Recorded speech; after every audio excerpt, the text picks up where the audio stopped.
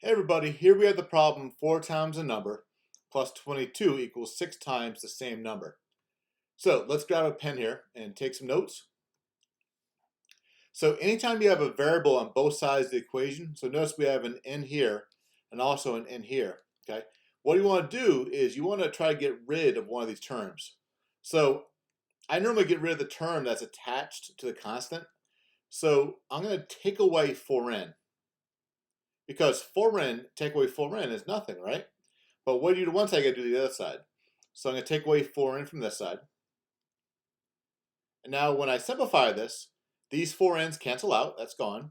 So now it's just 22 equals, well, 6n take away 4n is 2n.